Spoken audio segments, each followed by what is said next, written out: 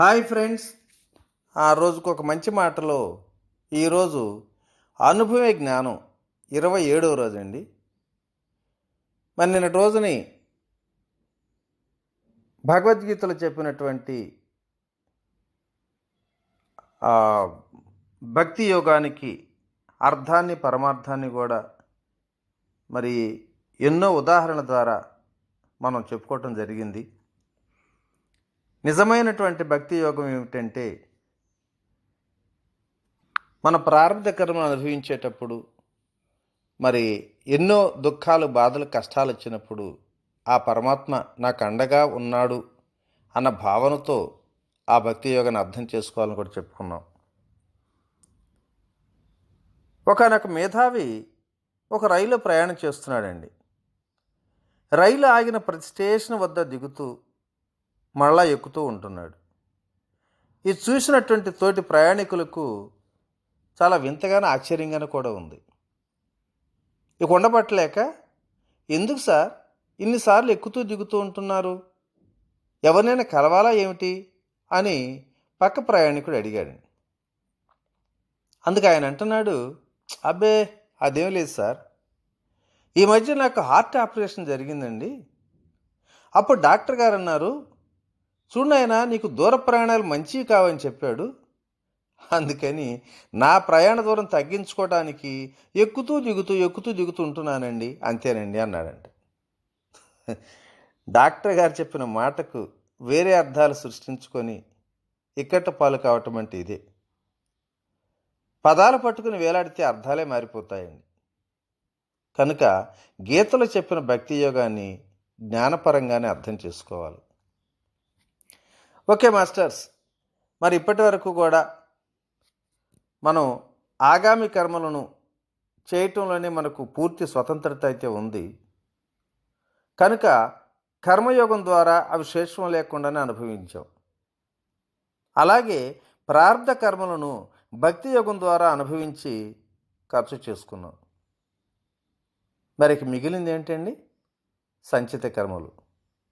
మరి ఈ కర్మల మాట ఏమిటి? ఇవి జాగ్రత్త పడదామా అంటే అవి ఇప్పుడు చేయబోయే కర్మలు కాదండి. ఎప్పుడో ఇంతకుముందు గత జన్మల్లో చేసినవి. పోనీ అన్నీ ఒక్కసారిగా అనుభవించేసేద్దామా అంటే అన్నీ ఒక్కసారిగానే పక్వానికి రావు కదా. ఇవి ముందుగా ఎప్పుడో అనుభవించటానికి కూడబెట్టినవే.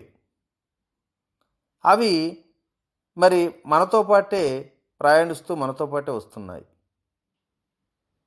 ఎన్నో దుర్మార్గాలు హత్యలు చేసిన వాడు జడ్జి గారి దగ్గరికి వెళ్ళి చేసిన పాపాలని చెప్పి, సార్ నా తప్పులన్నీ అన్నింటికీ ఒకేసారి కలిపి శిక్ష వేసేసేయండి, నేను అన్నీ అనుభవిస్తానంటే వేస్తాడండి?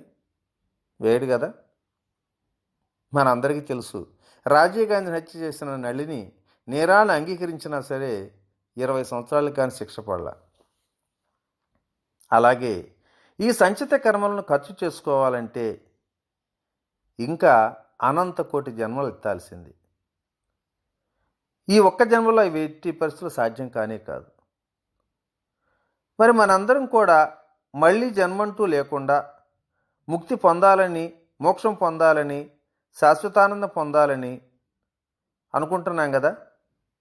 కాబట్టి ఈ సంచిత కర్మలన్నింటిని కూడా మొత్తం ఒక్కసారిగా దగ్ధం చేయాలి. మరి ఎలా, ఎక్కడది? జ్ఞానం అనే అగ్నిలో కర్మలన్నీ కూడా ఒక్కసారి దగ్ధమవుతాయండి.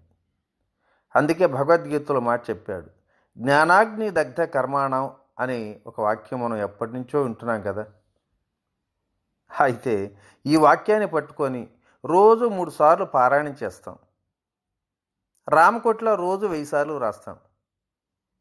కానీ ఎన్నిసార్లు పారాయణం చేసినా, ఎంత బాగా వ్రాసినా ఏ మాత్రం కూడా ఫలితం ఉండదండి. మరి కనుక ఏం చేయాలి? మనం జ్ఞానం అనే అగ్ని రాజేసుకొని ఈ సంచిత కర్మల మూట ఎంత పెద్దదైనా సరే ఆ అగ్నిలో ఒక్కసారిగా దగ్ధం చేసుకోవాలి. ఇది ఒక్కటే మార్గం. అయితే ఇది మరి చాలా కష్టమైన పని. సర్కస్లో తీగ మీద నడకలాంటిదేనండి ఇది. చూడండి మిత్రులారా, ఆ పరమాత్మను అందుకోవాలని కాంక్షించేవారు ఎవరైనా సరే తప్పనిసరిగా ఈ జ్ఞాన మార్గం అనే సింహద్వారం గుండా వెళ్లాల్సిందేనండి. ఏ ఇంటికి వెళ్ళాలన్నా సింహద్వారం గుండా వెళ్ళాల్సిందే కదా. అలాగే కర్మ, భక్తి, యోగా, ధ్యానం లాంటి ఎన్ని మార్గాలున్నా సరే అవన్నీ కూడా జ్ఞానం అనే సింహద్వారం వరకే.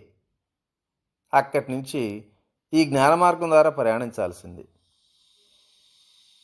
వెదురు కర్రకు పొడవును లావును బట్టే విలువ, చెరుకు గడకు రసాన్ని బట్టే విలువ, పాలకు వెన్నను బట్టి విలువ. అలాగే ప్రతి మనిషికి జ్ఞానాన్ని బట్టే విలువ ఉంటుంది.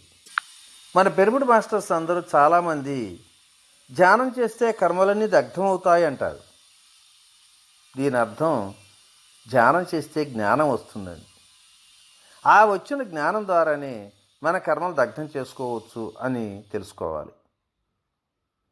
అయితే అసలు జ్ఞానం అంటే ఏమిటి అని ఎవరినైనా అడిగితే రకరకాలుగా చెప్తారు.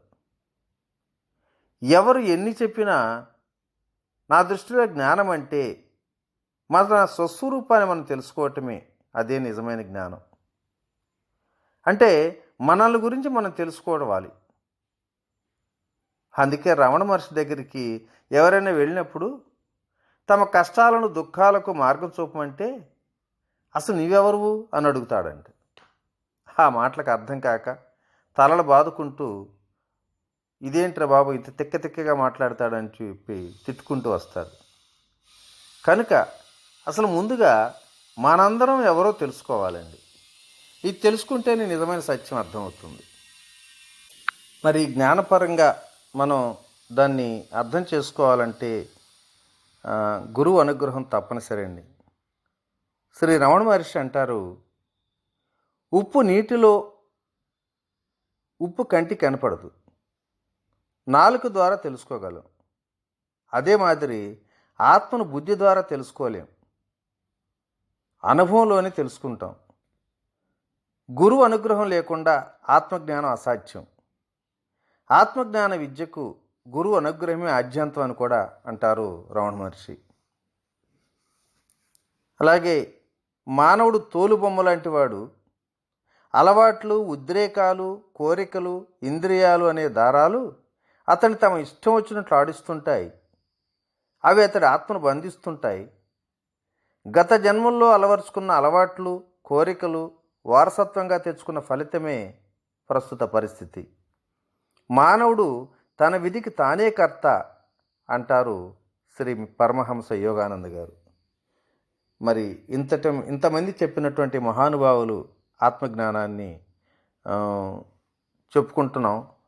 అలాగే అసలు నేనెవరిని, మనందరం కూడా ఎవరు అనే సత్యాన్ని తెలుసుకోవాలంటే మరి రేపటి రోజుని కొన్ని ఉదాహరణల ద్వారా తెలుసుకోవడానికి ప్రయత్నం చేద్దాం. ఓకే మాస్టర్స్, ఇట్లు మీ రామిరెడ్డి మానస సరోవరం. Thank you.